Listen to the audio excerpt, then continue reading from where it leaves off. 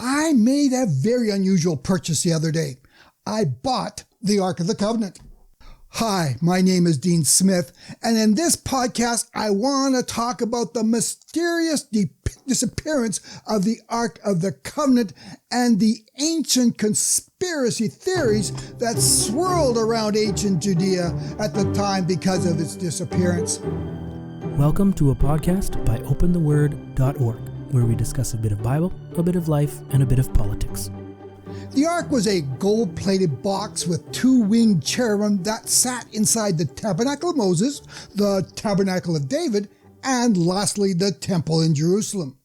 Between the two cherubim rested the very presence of God, and because of this, the ark is referred to as God's throne on earth.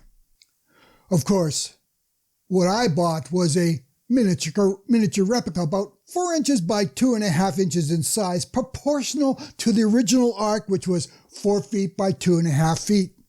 But the similarity stops there, because I'm pretty sure for $21.77 Canadian, my replica is not gold-plated like the original. But other than that, it looks, kind of neat. The top even comes off, showing where they stored the 10 Commandments, Aaron's rod, and a container of manna in the original ark. There was a recent story in the media of a big discovery in Old Jerusalem. What archaeologists found was a layer of ash. Now, that could have been anything. That could have been a remains of an old garbage dump to the sacking and burning of the city.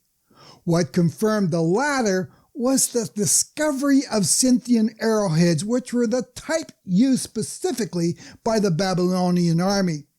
So how did several Babylonian arrowheads end up in a layer of ash in Jerusalem? It was obvious to these archaeologists that this was evidence of the sacking of Jerusalem in 586 BC by the Babylonian king Nebuchadnezzar. The Bible provides a detailed breakdown of Jerusalem's harrowing destruction in 2 Kings chapter 25. This passage even provides the name of the victorious Babylonian commander, who was a guy by the name of Nebuzaradan. And this chapter tells how after breaching the walls, the Babylonians burned the city, destroyed the temple, and hauled thousands of Jews into captivity. But as we read this account, we're also given a description of the booty that the Babylonians took out of the temple. That's found in verses 13 to 18. 3 other passages found in 2 Chronicles 36, Jeremiah 52, and 2 Kings 24 also provide a listing of what Nebuchadnezzar looted from the temple. And in all 4 passages, one critical item is missing from the list, and that is the Ark of the Covenant.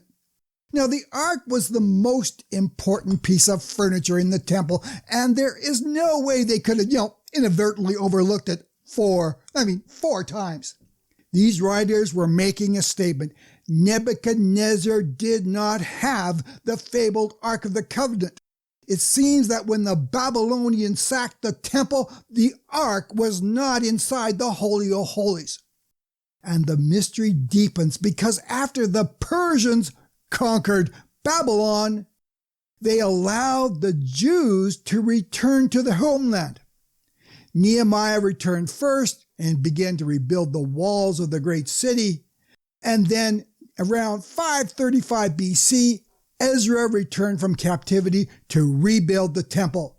And when he showed up in Jerusalem, Ezra brought with him all the items the Babylonians looted from the temple that hadn't been destroyed, and that list recorded in Ezra chapter 1 did not include the Ark of the Covenant. Ancient Jewish historian Josephus reported what basically we conclude from the biblical text, that the Holy of Holies in the Second Temple was empty. It did not contain the Ark of the Covenant. The temple built by Ezra was the one that Jesus visited after it underwent a major renovation by King Herod. after the destruction of the temple by Nebuchadnezzar, the Ark of the Covenant completely disappeared from history. So what happened to the Ark of the Covenant? Who stole it? And where did they hide it? Well, there are three main theories. There's a whole bunch of theories, but there are three main ones.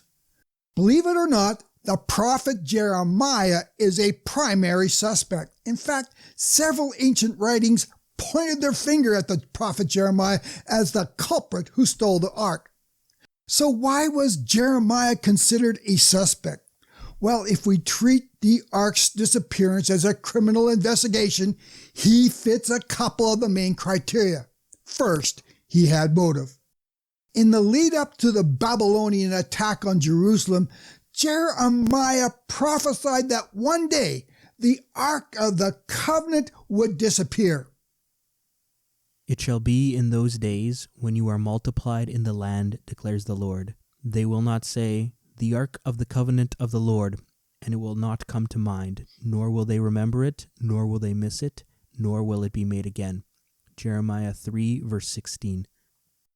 Notice how Jeremiah said the Jews will not miss it, and he even added that it will never be remade, suggesting that its disappearance would be permanent. So if he was prophesying that the ark was going to disappear, of course, he would be a prime suspect in this great caper of what happened to the Ark of the Covenant.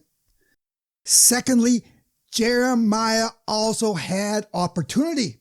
Why? Because according to the Bible, he was born in the city of Anaroth, which was considered the ancestral home of the priests or the tribe of Levi. This meant Jeremiah was a member of the priestly tribe of Levi who looked after the temple. To be able to steal the ark, you needed access to the temple, or at the very least, connections with those who did. And because of this, there were rumors circulating around ancient Judah about Jeremiah's involvement with the missing Ark of the Covenant, and some of them actually made it to press. 3 ancient letters stated that Jeremiah took the Ark of the Covenant and hid it. The most reliable comes from 2 Maccabees. Though not considered scripture by evangelicals, 1st and 2nd Maccabees are considered legitimate historical documents, and both the Orthodox and Catholic Church have included these 2 books in their version of the Bible. The writer of Maccabees describes what happened.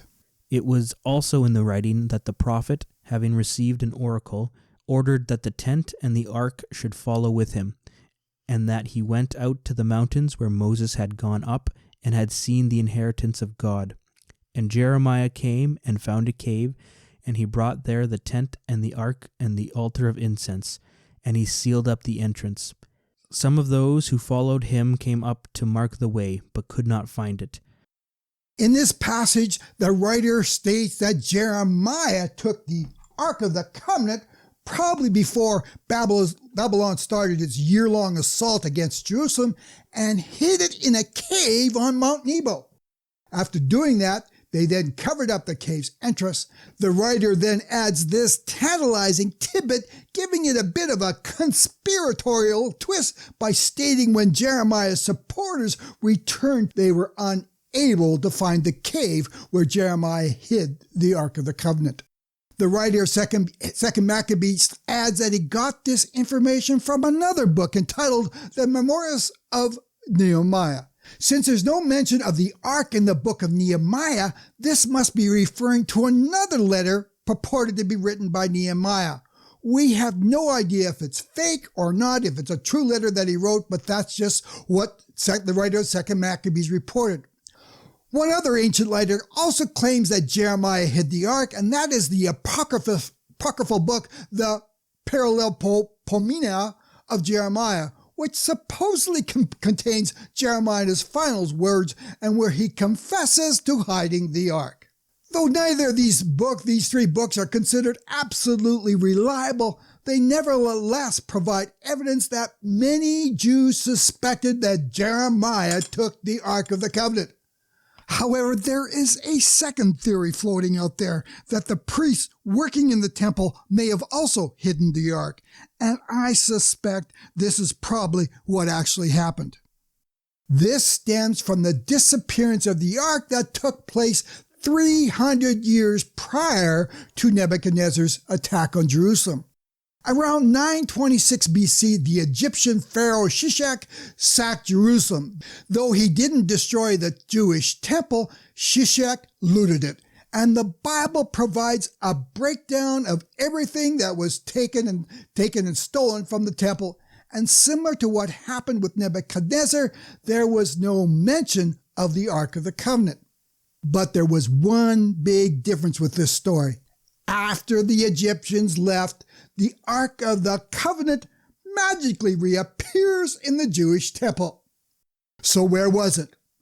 Under the Temple Mount, there are several catacombs or caves, and many suspect that the priests hid the ark in the catacombs until the Egyptians left. And having successfully hidden the ark once before, the priests may have hidden it again when the Babylonians attacked. Only this time, it was different. The priests who knew where the Ark of the Covenant was hidden were either killed or hauled off into captivity, as we are told in Jeremiah chapter 52. We also know the Babylonians completely destroyed the temple, and this may have resulted in several passages being covered over and cave-ins taking place underneath. Some believe that the ark is still buried somewhere in the Temple Mount in Old Jerusalem, under where the temple used to be. There's also a third theory, and that is that the Ark of the Covenant actually ended up in Egypt, of all places. Of course, the blockbuster hit Indiana Jones, The Raiders of the Lost Ark, is based on this premise. One of the spin-offs from this theory is that the Ark of the Covenant ended up in an Orthodox church in Ethiopia, where, according to reports, it still remains today. Whether that is true or not, who knows? But where did the Egyptian theory come from? Well, again, we got to turn back to Jeremiah, because it's based on something that happened to him. With the growing threat of Babylon attacking Jerusalem, a bunch of rebellious Jews decided they would flee to Egypt. Jeremiah gave them a prophetic word that they should stay, and added they would be in big trouble if they left. But they didn't listen, and then the strangest thing happens. According to Jeremiah chapter 43, verses 6 and 7, this band of men then kidnapped Jeremiah along with members of the royal court, including some of the king's daughters, and took them to Egypt.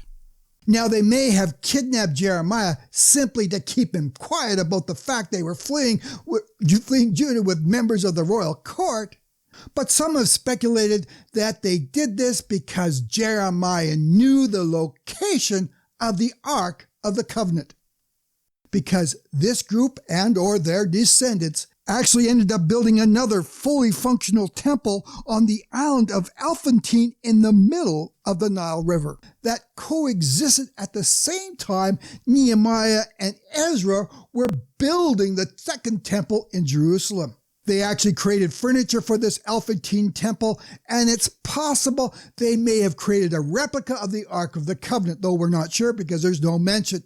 All this is speculation, of course, and this may be the basis to the church in Ethiopia that claims to house the Ark of the Covenant. In fact, it may just be a replica from Elephantine, or it may be the original, or it just maybe who knows what it is. But these are the three main theories on what happened to the Ark of the Covenant. Curiously, there may be a subtle reference to the theory that Jeremiah stole the Ark in the Gospels. In Matthew 16, Jesus asked the disciples who the people were saying that the Son of Man was. In addition to Elijah, one of the names thrown out was Jeremiah. Why was Jeremiah mentioned? Because tradition stated, based again on that story in 2 Maccabees, that Jeremiah would restore the tabernacle and the Ark of the Covenant that he had hidden. Of course, that account in Maccabees contradicts what Jeremiah prophesied in the Bible. The prophet said that the Jews would not remember the Ark of the Covenant, nor would they miss it, nor would it be made again. Jeremiah was essentially prophesying that the end of the Ark of the Covenant as the most coveted religious icon in Israel. Since the presence of God rested on the Ark, it provided a vital connection with Jehovah. What could replace it? Is it possible Jeremiah's prophetic word was looking ahead to the new covenant? I believe the Apostle Paul was convinced it was when he wrote, "Do you not know that you are the temple of God, and that the Spirit of God dwells in you?" 1 Corinthians 3:16. Because of Christ's perfect sacrifice, the very presence of God no longer has to sit on top of a gold-plated ark in the temple. The very presence of God can reside inside each one of us. We no longer need the Ark of the Covenant, and we don't miss it.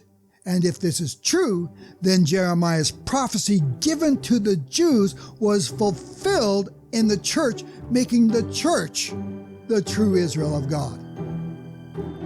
Thanks again for joining us on our podcast. Please check out our website at opentheword.org. If you enjoyed this podcast, please subscribe to receive notifications about our latest production. As well, please take a moment to provide a rating or even a review. Thanks again for listening.